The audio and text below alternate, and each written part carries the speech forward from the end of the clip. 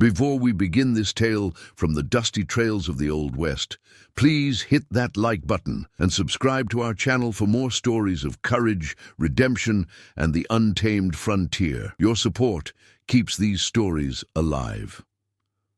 The sun hung like a copper coin in the merciless sky, casting long shadows across the barren landscape of New Mexico territory. Father Thomas McKenna pulled his worn black hat lower over his weathered face as his horse trudged through the desert heat. The leather of his saddle creaked with each step, a rhythmic reminder of the thousands of miles he had traveled since leaving his parish in Kansas. His once pristine clerical collar was now stained with dust and doubt, much like his faith had become tarnished over the years.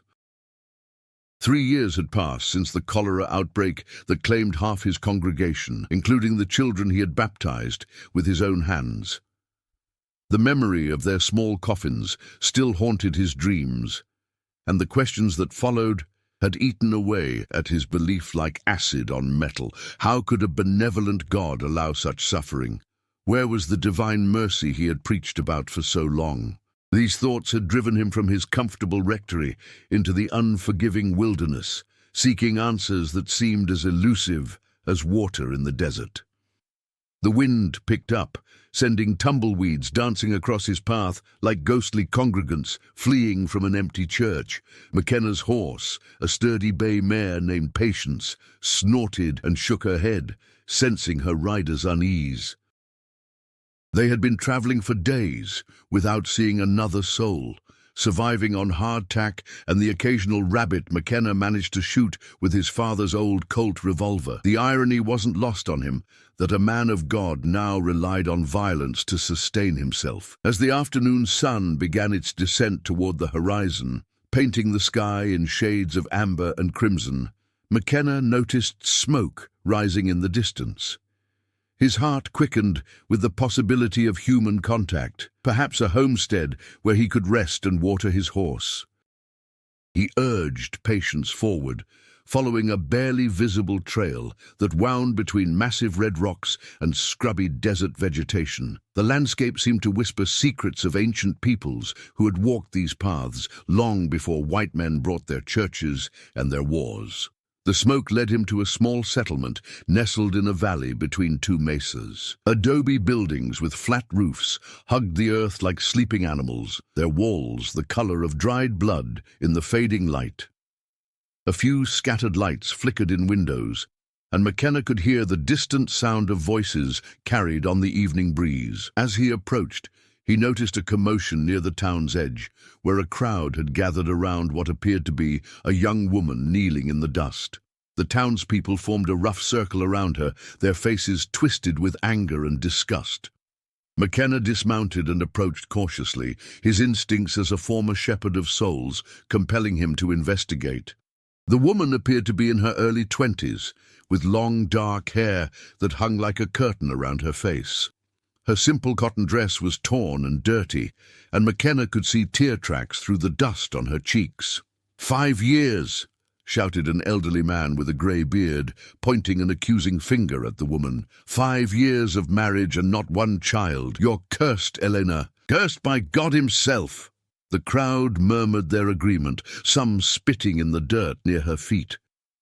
McKenna felt his stomach turn at the display of cruelty, remembering similar scenes from his own past, when fear and superstition had driven his parishioners to turn on one another. A woman in a faded blue dress stepped forward, her voice shrill with righteous indignation. My husband died of the fever last month, and it started right after you moved into that house. You brought death to our town. Others joined in, their accusations growing more wild and desperate.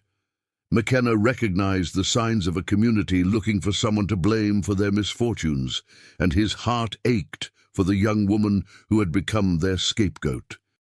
The woman, Elena, kept her head bowed, accepting the verbal assault with a resignation that spoke of long suffering. McKenna found himself stepping forward before he could stop himself, his voice cutting through the crowd's hatred. What crime has this woman committed that justifies such treatment? The townspeople turned to look at him, their eyes taking in his travel-worn clothes and the gun at his hip. The elderly man who had spoken first squinted at McKenna suspiciously. "Stranger, this ain't your concern," the old man said, his voice carrying the authority of someone accustomed to being obeyed.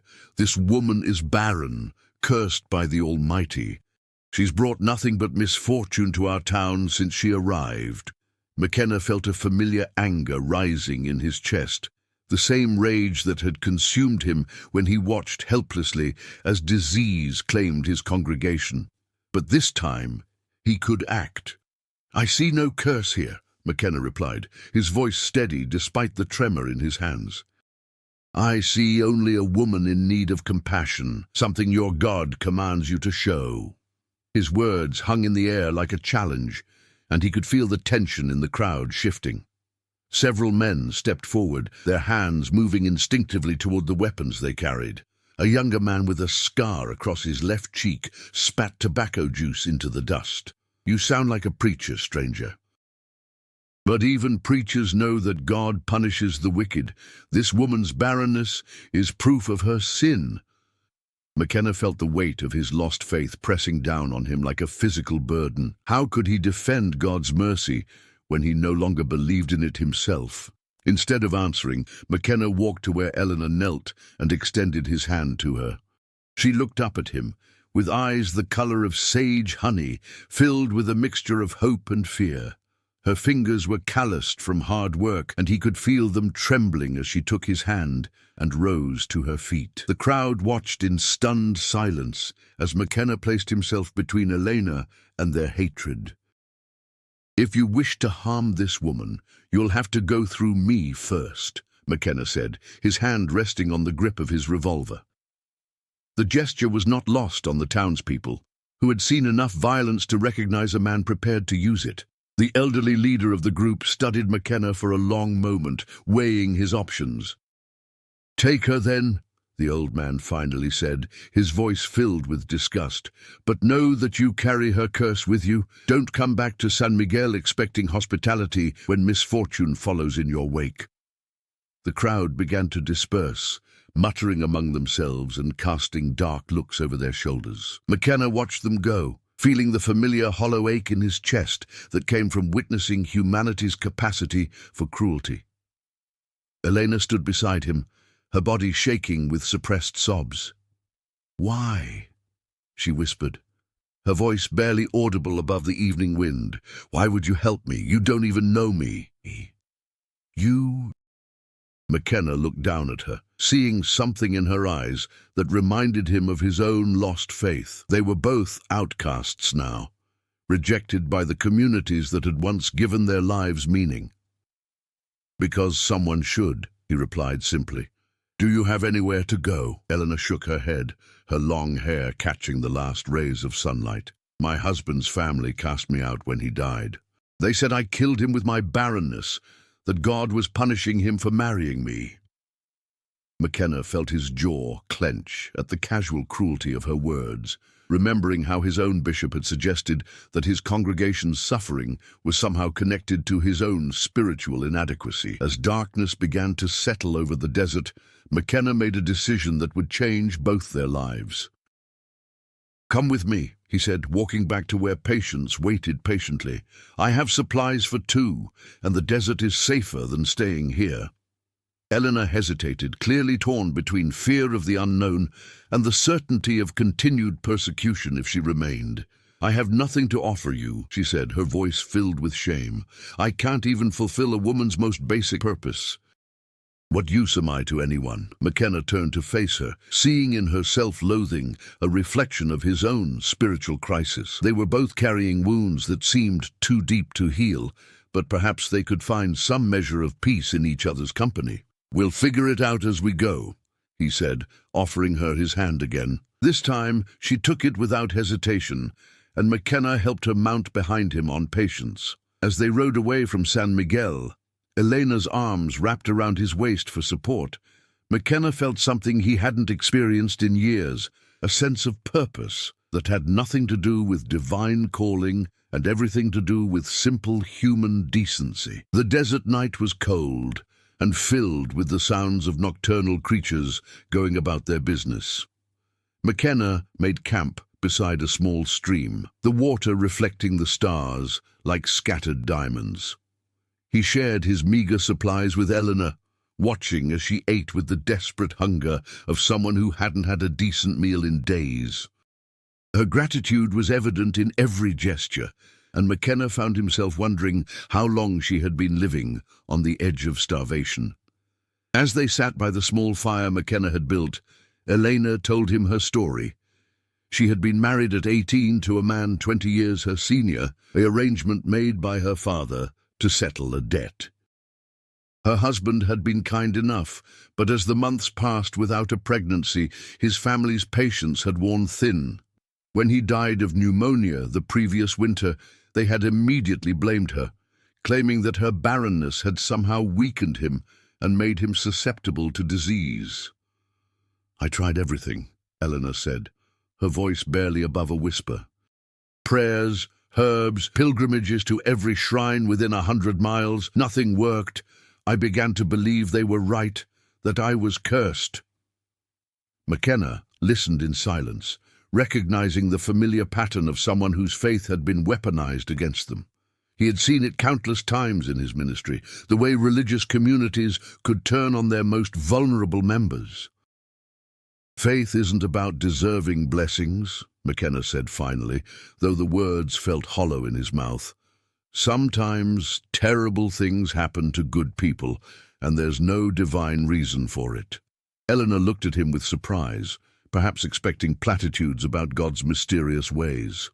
Instead, she found someone who understood the weight of unanswered prayers and the crushing burden of unfulfilled expectations.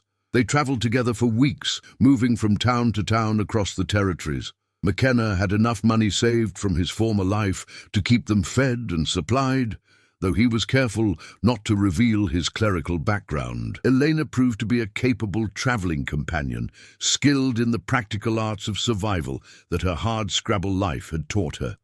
She could mend clothes, prepare meals from the most basic ingredients, and had an intuitive understanding of which plants could be used for medicine. In the small town of Roswell, they encountered a family whose infant daughter was desperately ill with fever.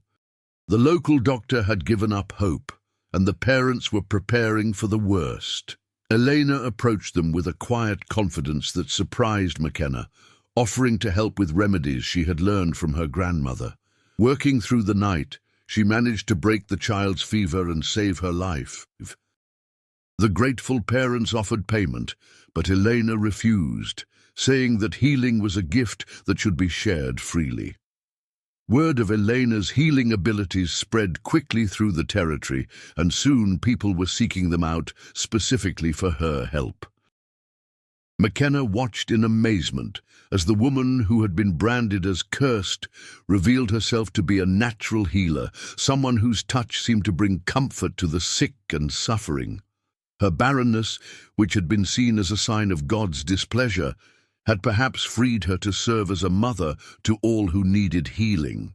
As autumn approached, they found themselves in the mining town of Silver Creek, where a cholera outbreak threatened to devastate the population. The local preacher had fled at the first sign of disease, leaving his congregation to face their fear alone. McKenna felt the familiar weight of responsibility settling on his shoulders, remembering his own failure to save his parishioners from similar suffering. Elena didn't hesitate to enter the makeshift hospital that had been set up in the town's only church. She worked tirelessly, bringing water to the fevered and comfort to the dying. McKenna found himself helping her, his hands remembering the motions of giving last rites, even as his heart rebelled against the words. Together, they saved more lives than they lost, a small miracle in itself. One evening, as they tended to a young boy whose mother had already succumbed to the disease, Elena looked up at McKenna with tears in her eyes. "I understand now," she said quietly. "I couldn't bear children of my own, but I can help ease the suffering of others. Maybe that's my purpose." McKenna felt something shift inside his chest. a crack in the wall he had built around his wounded faith. "Perhaps we're both where we need to be," he replied, his voice rough with emotion. He had spent so long running from his calling that he had forgotten the simple truth that healing could take many forms. They weren't saving souls in the traditional sense, but they were preserving the spark of hope that kept people going in their darkest moments. The cholera outbreak eventually ran its course, leaving the town scarred but not destroyed. The grateful citizens wanted to reward their two saviors, but McKenna and Elena were already preparing to move on. They had discovered something in their partnership that neither had expected, a sense of belonging that had nothing to do with social acceptance or religious approval. As winter approached, they made their way to the town of Redemption, a settlement that had been built around a silver mine. The name seemed prophetic, though McKenna was wary of reading too much meaning into coincidence. The town was rough and violent, the kind of place where men came to forget their pasts and start over. It seemed fitting that two people running from their former lives would find shelter there. They rented a small house on the outskirts of town, and Eleanor set up a practice as a healer and midwife. McKenna found work as a school teacher, his education and natural authority, making him valuable to families who wanted their children to have better opportunities than the mines could provide. For the first time in years, they both felt like they were building something positive rather than simply surviving. The winter was harsh, with frequent snowstorms that kept the townspeople huddled around their fires. During one particularly severe blizzard, Elena was called to assist with a difficult birth. The mother was young and frightened, and complications arose that threatened both her life and the baby's. Elena worked for hours, her hands guided by instinct and experience, while McKenna held the woman's hand and whispered words of comfort. When the baby finally arrived, healthy and screaming with indignation at being thrust into the cold world, Elena collapsed with exhaustion. The new mother reached for Eleanor's hand, tears streaming down her face. "Thank you," she whispered. "You've given me everything I ever wanted." McKenna saw the profound joy in Elena's eyes as she held the newborn, and he realized that she had found her own form of motherhood in helping bring new life into the world. Spring brought new challenges and opportunities. A circuit judge arrived in Redemption, bringing news of the outside world and the growing tensions between the territories and the federal government. He also brought a warrant for a man named Thomas McKenna, wanted for questioning in connection with missing church funds. McKenna felt his blood run cold as he realized that his past was catching up with him. That evening, he told Elena about the warrant, explaining that he had been falsely accused of stealing money that had actually been used to help families devastated by the cholera outbreak. His bishop had needed a scapegoat for the missing funds, and McKenna's crisis of faith had made him a convenient target. Elena listened without judgment, her hand resting gently on his arm. "What will you do?" she asked, her voice calm despite the implications of his confession. McKenna looked at her, this woman who had become his anchor in a world that seemed determined to tear them both apart. He had found something worth fighting for, and he wasn't ready to let fear drive him away again. "I'll face the charges," he said finally, "but first, I need to know that you'll be safe. This town has accepted us, but if I'm arrested, you might face questions too." Elena smiled, the first truly joyful expression he had seen from her since they met. "Let them come," she said. "We've done nothing wrong, and this community knows our worth." The next morning, McKenna walked into the sheriff's office and identified himself. The lawman, a grizzled veteran named Parker, looked him up and down with shrewd eyes. "I've been expecting you," Parker said. "Though I have to say, the man they described doesn't match the one I've been watching teach children and help the sick." It turned out that Parker had already investigated McKenna's background and had reached his own conclusions about the charges. "Politics and religion make strange bedfellows," the sheriff said. I've sent word back that Thomas McKenna died in a cholera outbreak, which is true enough in its way. The man who stands before me is someone else entirely." McKenna felt a weight lift from his shoulders that he hadn't even realized he was carrying. For the first time in years, he was truly free to choose his own path. He walked home to find Elena tending to her garden, her face turned toward the sun like a flower seeking light. When she saw him, she smiled and ran to embrace him, and McKenna felt something he thought he had lost forever, the possibility of redemption. They were married that summer by the circuit judge, who had stayed in redemption longer than planned after falling in love with the town's schoolmistress. It was a simple ceremony, held in the schoolhouse where McKenna taught, with the entire town in attendance. Elena wore a simple white dress that the local seamstress had made as a gift, and McKenna found himself remembering the joy he had once felt in blessing the unions of others. As they exchanged vows, McKenna realized that he had found his faith again, not in the doctrine and ritual of organized religion, but in the simple act of caring for others. Elena had taught him that healing could take many forms, and that sometimes the most broken people were the ones best equipped to help others find wholeness. Their life together was not without challenges. The harsh realities of frontier life meant that they faced constant struggles with weather, disease, and the violence that seemed to follow wherever desperate people gathered. But they faced these challenges together, drawing strength from their shared commitment to serving others and their growing love for each other. Elena never bore children of her own, but she became a mother to the entire community, delivering babies, healing the sick, and providing comfort to those who had lost their way. McKenna continued to teach, but he also found himself counseling those who struggled with their own crises of faith. He never returned to formal ministry, but he discovered that his calling had evolved into something more personal and immediate.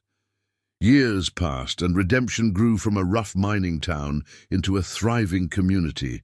McKenna and Elena aged together, their love deepening with each shared challenge and triumph. They had found something that neither had expected when they first met in the dust and hatred of San Miguel, a purpose that transcended their individual wounds and created something beautiful from their shared brokenness. In the end, McKenna realized that redemption wasn't about returning to who you once were, but about becoming who you were meant to be. He had lost his faith in the God of his childhood, but he had found something more valuable: faith in the possibility of human goodness and the power of love to transform even the most damaged souls. Elena had been cast out for her inability to bear children, but she had found a way to nurture life in countless other ways. Together, they had created a legacy that would outlive them both, a testament to the truth that sometimes the most profound healing comes from those who have themselves been wounded. What do you think was the most powerful moment in this story of redemption? Was it when McKenna first stood up to the angry crowd, or when Elena discovered her gift for healing? Share your thoughts in the comments below, and let us know what acts of courage and compassion have inspired you in your own life.